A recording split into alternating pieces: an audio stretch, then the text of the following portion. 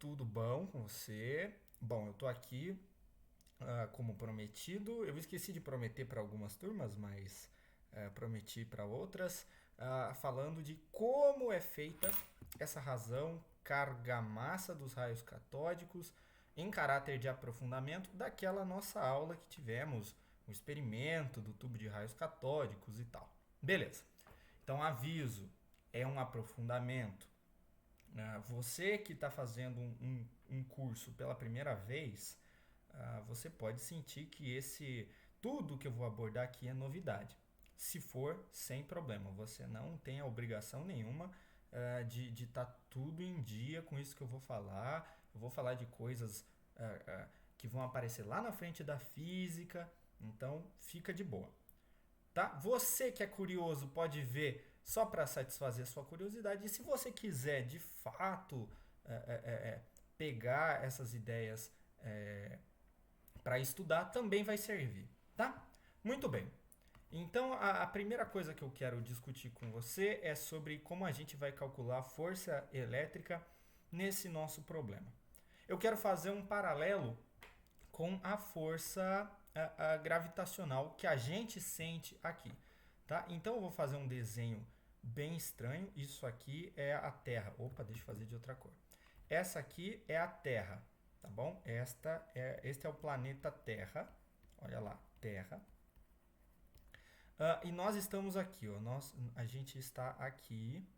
Olha eu, aqui, ó. Olha eu, tá? A Terra cria um campo gravitacional que nos puxa para o centro da Terra, tá? Um campo gravitacional que tem a sua aceleração em cada ponto, dependendo da distância até a Terra. Bom, a gente conhece a aceleração da gravidade. Aqui na superfície a gente chama ela de g. Esse g vale 9,8 metros por segundo ao quadrado, né? Como que eu calculo a força com que a Terra me puxa para seu centro? Como que eu faço esse cálculo de força-peso? A gente diz assim, né? O peso é a massa que eu tenho. A minha massa é um m, né? A minha massa é mzinho. Então, é m vezes a aceleração que esse campo provoca, mg. Portanto, a força gravitacional que eu estou calculando é a massa que eu tenho vezes uma grandeza associada ao campo gravitacional. Tá? Bom, existe um paralelo bem direto de como isso funciona para as cargas. Suponha que eu tenho uma grande carga positiva aqui. Suponha que eu tenho uma baita de uma carga positiva. E ela cria um certo campo elétrico aqui. Um certo campo elétrico.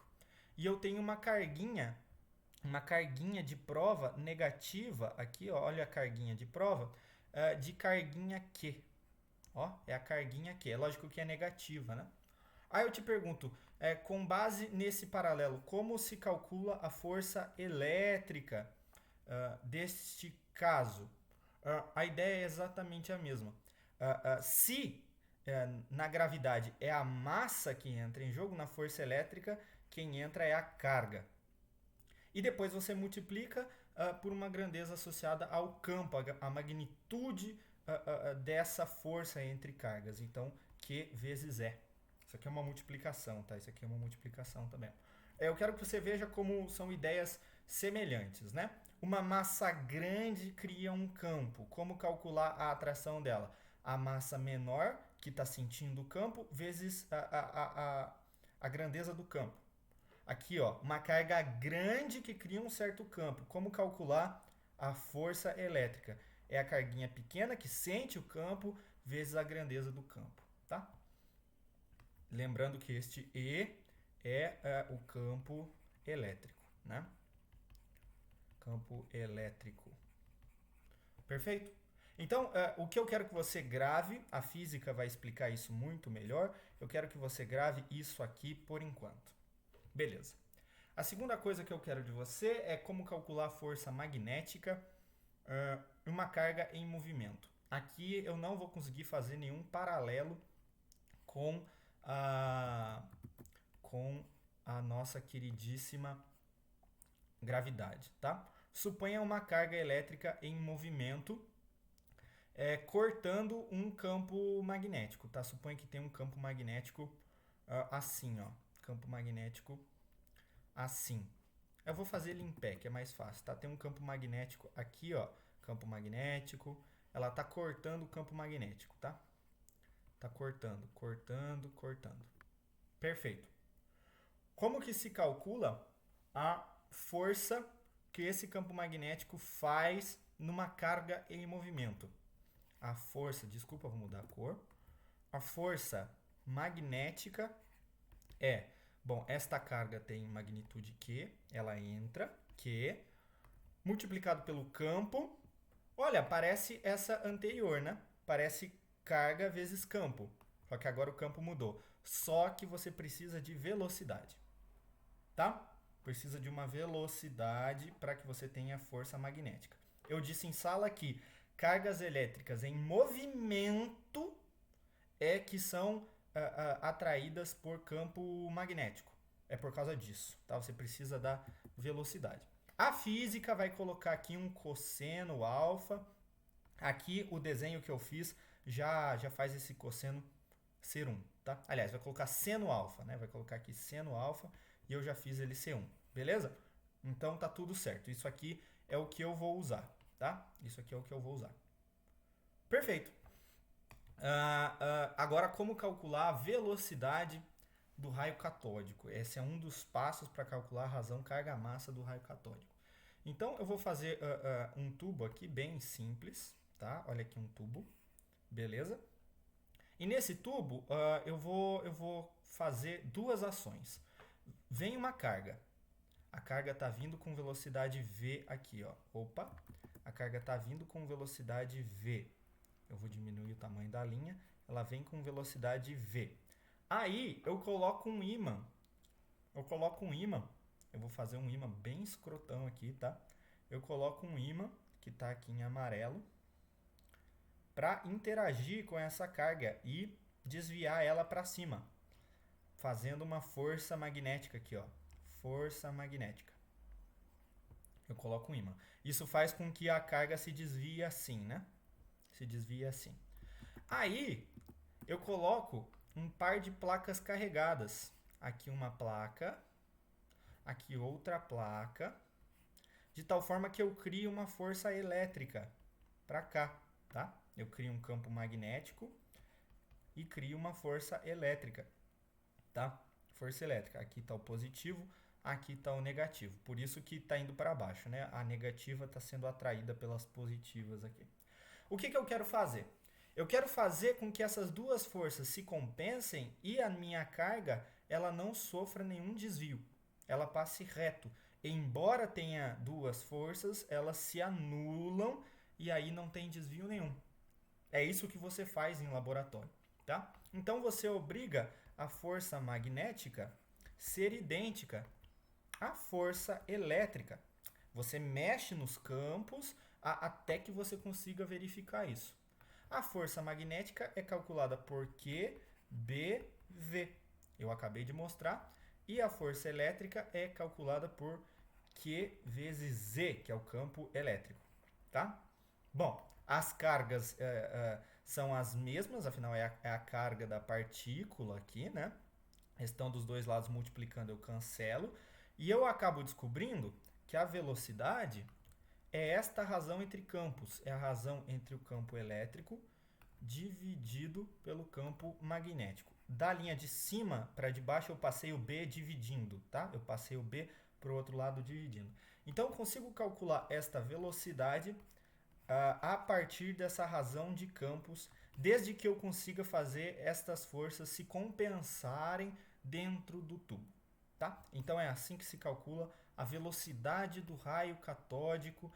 Você consegue fazer essas forças se compensarem e aí uma razão entre os campos que você encontrou dá a velocidade do raio. Perfeito.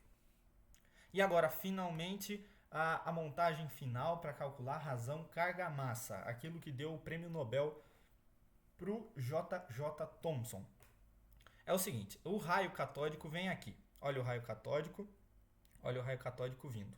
Quando ele chega nessa região triangular aqui, ele passa a sofrer o efeito de um campo elétrico. O campo elétrico, vou colocar o positivo aqui em cima, o negativo aqui embaixo, e o raio sofre um desvio, olha.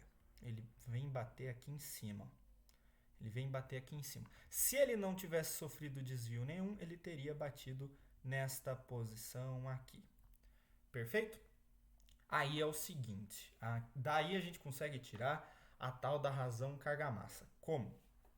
Veja que no eixo, eu vou desenhar dois eixos, né? Aqui tem o eixo X, aqui tem o eixo Y. Na direção horizontal, não existe nenhuma força sendo aplicada. A força na partícula é aplicada aqui, sempre para cima, né? Sempre para cima. Ela, embora esteja andando na horizontal, a força é aplicada somente no eixo Y, né? Porque o campo elétrico é perpendicular aqui, né? Ele é vertical.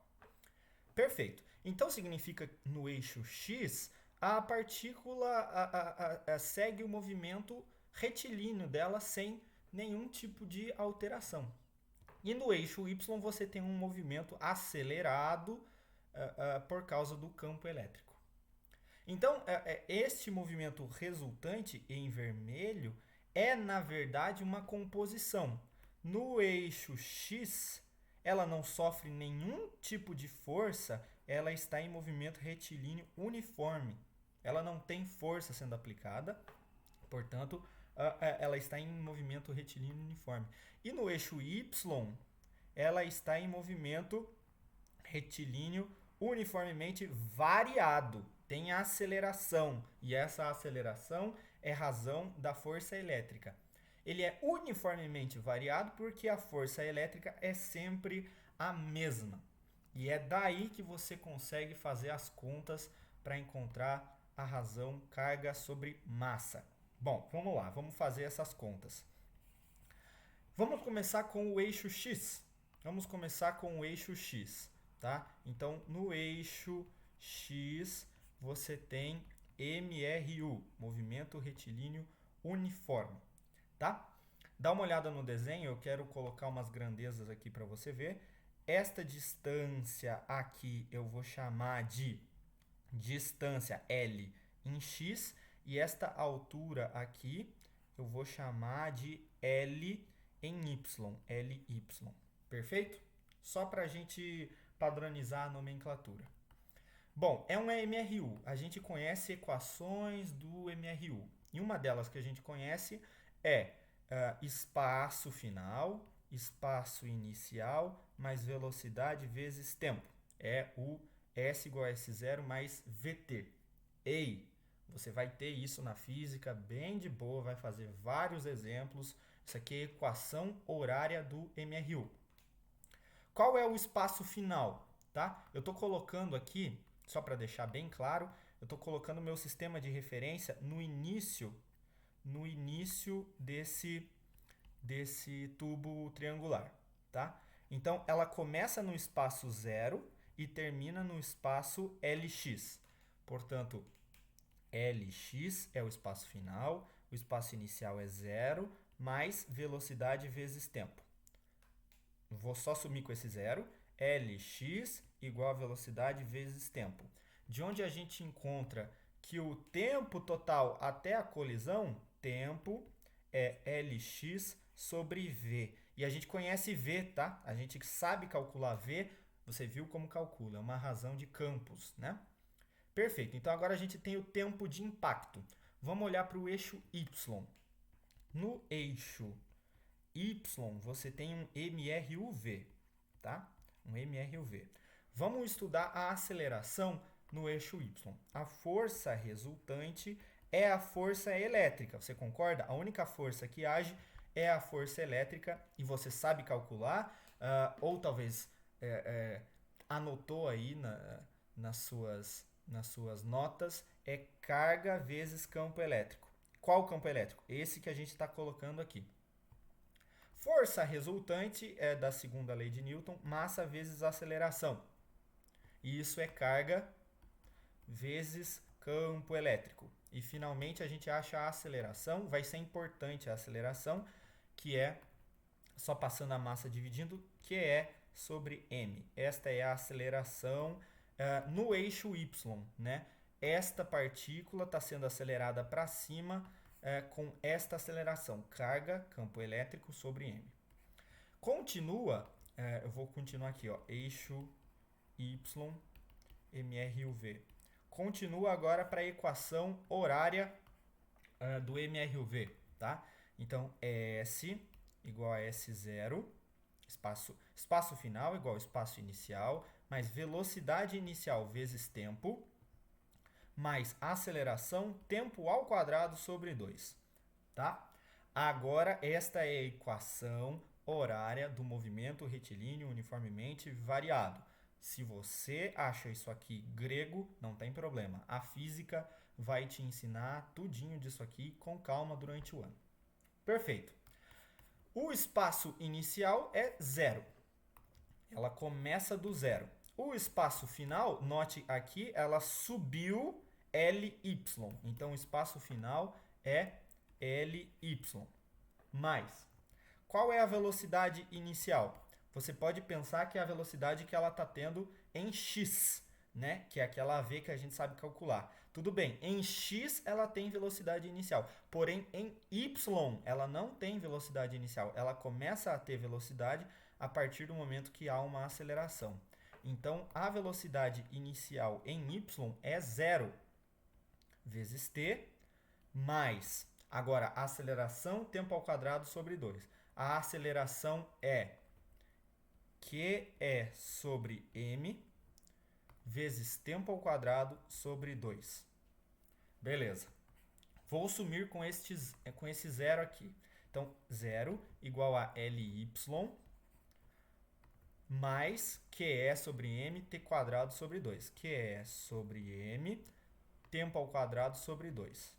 Tempo ao quadrado sobre 2. Perfeito?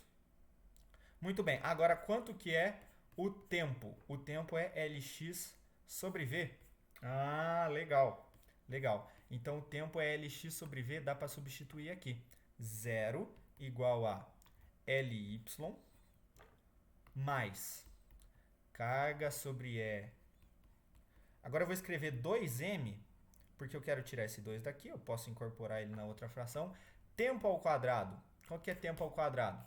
Lx sobre v ao quadrado. Fica Lx ao quadrado sobre velocidade ao quadrado. Dá uma olhada nisso aqui, ó. A gente pode isolar carga sobre massa. A gente quer isolar carga sobre massa. Então, vou reescrever exatamente isso aqui, só para deixar claro como a gente vai isolar. Então, 0 igual a Ly mais, dá uma olhada em como eu vou fatorar, carga sobre massa, que multiplica E vezes Lx ao quadrado dividido por 2v quadrado. Vê se você concorda que isso que está escrito aqui embaixo é exatamente isso que está escrito aqui em cima, só mudei um pouco a ordem. Perfeito. E agora eu vou fazer o seguinte, vou passar o Ly negativo para o outro lado, menos Ly igual a carga sobre massa, que multiplica esse trambolho todo, e Lx quadrado sobre 2 velocidade quadrado. E agora basta passar tudo isso aqui dividindo que a gente isolou a razão carga sobre massa. Carga sobre massa é igual a menos Ly. E agora esses caras que passaram dividindo, 2v quadrado e vezes Lx ao quadrado.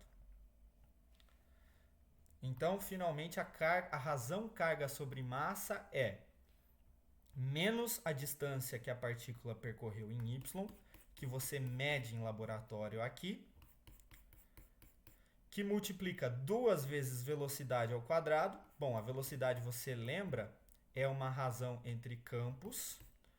Então, 2 vezes esse valor aqui ao quadrado, dividido ainda pelo campo elétrico que você está usando aqui, pelo campo elétrico que você colocou aqui, vezes ainda a distância em x que a partícula teve que percorrer, que é essa distância que você mede aqui.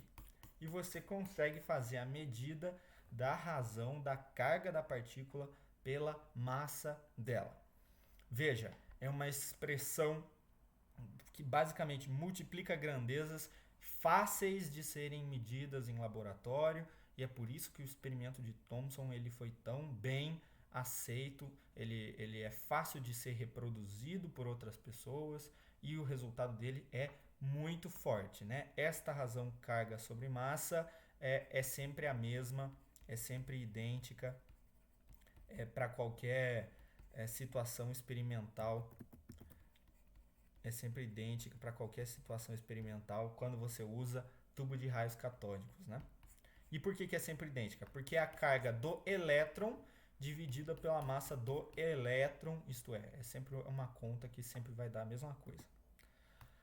Ufa! Isso deu 20 e tantos minutos de falatório, né? Imagina se eu fizesse isso em sala. Muito bem, eu espero ter contribuído com o teu entendimento. Você que gosta de aprofundamento e de curiosidade, espero ter saciado essa tua vontade. Nos encontramos em aulas futuras. Até mais, gente. Forte abraço. Um beijo.